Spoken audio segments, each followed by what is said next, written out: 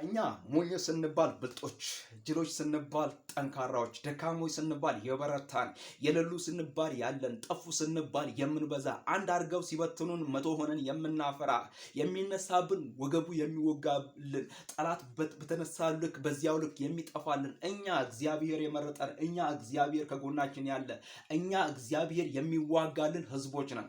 እኛ ትላንትና የረዳን እግዚአብሔር ዛሬ የሚረዳን፣ እግዚአብሔር ትላንትና ባህርን ከፍሎ ያሻገረ ዛሬ የሚረዳን፣ ትላንትና አንበሳውና ድቡን አፉን የቆለፈልን አምላክ ዛሬ የሚረዳን፣ ትላንትና እባብና ጊንጡን ያስረገጠን እግዚአብሔር ዛሬም ከኛ ጋር ያለን ህዝቦች ነን።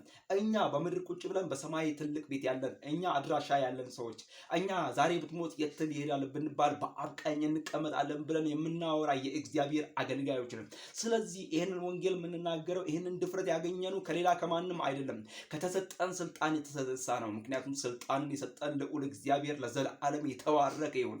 መዳን በሌላ በማንም የለም፣ እንድንበት ዘንድ ከሰማይ በታች የተሰጠን ስም ኢየሱስ ነው እያልን የልጁ የኢየሱስ ክርስቶስ ደም ከኃጢአት ሁሉ ያነጻል ያድናል እያልን ይህንን የታመነውን ወንጌል እንድንናገር እግዚአብሔር አምላክ እድልን ሰጥቶናል። እግዚአብሔር አምላክ ጊዜን ሰጥቶናል። እግዚአብሔር በሰጠን እድሜ የእግዚአብሔርን ታላቅነት የእግዚአብሔርን ኃያልነት እንድናወራ እግዚአብሔር አምላክ አንደበታችንን ከከፈተ የእግዚአብሔርን ወንጌል ከሚያወሩት ወገኖች ነን። እኛ በምድር ቁጭ ብለን በሰማይ ቤት ያለን፣ እኛ እግዚአብሔር የረዳን ህዝቦች ነን።